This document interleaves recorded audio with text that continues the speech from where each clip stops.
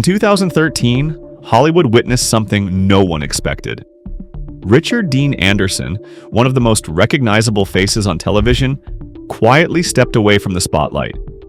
He left behind over $30 million in projects, walked away from studios desperate to keep him, and disappeared from the machine that had built his legend. At just 63, with his career still hot and his influence undeniable, Anderson chose silence. The question is why?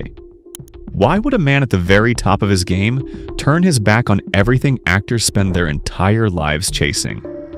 The truth lies in a story of shattered dreams, relentless pressure, and a love greater than fame itself. Richard Dean Anderson's story began on a freezing January day in 1950 in Dawson Creek, British Columbia. Within days of his birth, his parents crossed into the United States and settled in Minneapolis, Minnesota. His father, Stuart, taught English and drama by day and played jazz bass by night. His mother, Jocelyn, was an artist with brushes and clay always in her hands. Their home was alive with creativity, music echoing through the rooms, the smell of paint in the air, stage lights flickering in local theaters. As a boy, Richard would sit quietly in the back of the auditorium while his father directed high school plays. He remembered actors using Twinkies as a makeshift birthday cake during a rehearsal. To a child's eyes, it was pure magic, proof that imagination could turn the ordinary into something unforgettable. But young Richard's true passion wasn't art, it was hockey. He lived for the game, obsessed over it, and played with such talent that legends like Stan Mikita praised his skill. Scouts had already noticed him. Hockey was not just his dream, it was his identity. And then at 16, everything collapsed. He broke one arm in a brutal collision on the ice. Just 3 weeks later, he broke the other. The second break was catastrophic, sending him into the hospital for 3 months and requiring surgery with pins and plates. Doctors told him movement might never fully return. For Richard, it felt like life itself had been stolen. His identity was gone. Depression set in, but in the silence of recovery, he turned to his father's plays, drama clubs, and small performances. Even with casts on his arms, he found purpose in acting. Hockey had been taken from him, but something else, something lasting, had been given in return. Richard was fearless, and his teenage years proved it. At just 10 years old, he attempted to bike 100 miles to Duluth. His small body gave out halfway, but the effort itself mattered more than the failure. At 17, he cycled more than 5,600 miles across North America, from Minnesota through Canada to Alaska. He did the final 33 days completely alone. No car behind him, no safety net, just him and the road. Along the way, he survived a terrifying snowstorm in New Mexico, where winds howled at over 100 miles per hour. He nearly froze to death inside an igloo he built during a Minnesota winter. He dove off boards, crashed motorcycles, and collected stitches like trophies. For Richard, pain was never the enemy. What terrified him wasn't falling, it was standing still. In 1976, with little more than determination, he left Ohio University and moved to Los Angeles. To pay rent, he took odd jobs, including working with whales at a marine show while sharpening his craft in theater. That spring, his life changed. He was cast as Dr. Jeff Weber on General Hospital. Over 5 years and 611 episodes, he transformed from an unknown into a daytime television staple. He followed with guest spots on The Facts of Life, Today's FBI, and The Love Boat. But early success was fragile. 2 shows where he played leading roles, 7 Brides for 7 Brothers and Emerald Point Nass, were both canceled after a single season. For a rising actor, back-to-back failures can end a career. Yet Richard refused to give up. He studied audiences, learned the business, and waited for the right opportunity.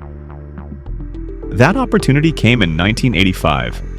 Richard auditioned for a new show called MacGyver. He showed up wearing glasses, not trying to impress anyone. That unpolished honesty won over the producers. They weren't looking for a typical action hero. They wanted someone real. Richard fit perfectly. Though he had no stunt training, he insisted on performing 70% of his own dangerous scenes. He hated guns, just like the character. From 1985 to 1992, MacGyver became a global sensation. Children loved it, parents approved of its brain-over-violence message, and even the word MacGyver became a verb. By 1990, Anderson was earning $1 million per season, plus producer credits that guaranteed syndication profits. But success came at a cost. In 1987, while filming a scene, he stepped into a hidden hole and his disc exploded. The pain was excruciating. For more than a year, he pushed through, swallowing painkillers, refusing stunt doubles, refusing weakness. Burnout followed. He collapsed on set, his body functioning at just 20%. When he asked to be released, the studio threatened him with an $18 million lawsuit. He was trapped in the role that had made him a legend. By 1997, Richard had another chance to redefine himself. He joined Stargate SG-1 and shocked MGM with a demand no one had ever made: a 3-day work week. Friday through Sunday was off limits. He wanted time with his newborn daughter. Why? MGM relented. Over 10 seasons, Richard earned up to $200,000 per episode while working part-time.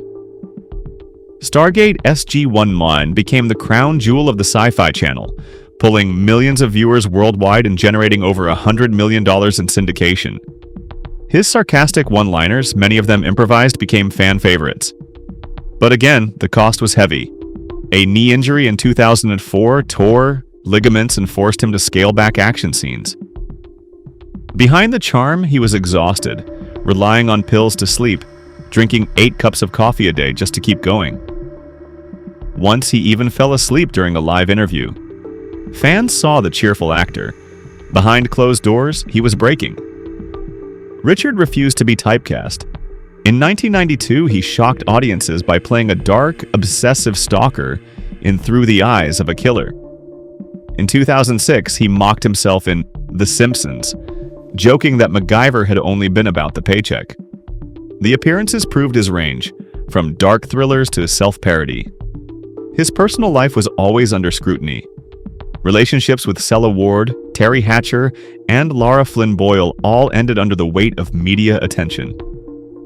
Paparazzi turned his private life into headlines. By 1997, he fled Los Angeles for Vancouver, seeking quiet and privacy far from Hollywood's toxic glare. Everything changed in 1998 when his daughter Y was born. Anderson was 48, and fatherhood hit him harder than any role ever could.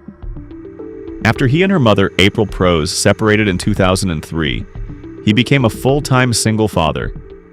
He drove her to school, stayed up at 3 in the morning just to check on her, and admitted he cried almost every day during her first year of life. Hollywood's most desirable bachelor had become a man who found joy in diapers, feedings, and quiet mornings at home. Fame no longer mattered. His daughter did. In 2013, Anderson made the decision final. He quit Hollywood. At 63, he walked away from offers totaling more than $23 million. Netflix wanted him for a documentary. Disney wanted him back for Stargate. Paramount offered millions for a single MacGyver reboot episode. He refused them all. He said the reboots were fake nostalgia and he would not sell himself for money. In 2025 at a convention in London, he spoke openly. Hollywood, he said, was a soul-killing machine. For decades, he had charmed audiences with politeness and warmth. Now, he told the truth. He was no longer interested in fame. He had chosen real life over the spotlight. Today, at 75, Richard Dean Anderson lives quietly in Malibu. His home, worth $9.5 million, sits on acres of peace. His net worth is estimated at $30 million. But his focus isn't luxury. He works with environmental groups, supports youth programs, and serves on the advisory board of the Sea Shepherd Conservation Society. He attends only a handful of fan events each year. Richard Dean Anderson's legacy isn't just MacGyver or Stargate, it's the choice he made when fame and fortune were at their peak. He chose his daughter over Hollywood. He chose silence over noise. And in a world where so many are desperate to be seen, he found freedom in walking away.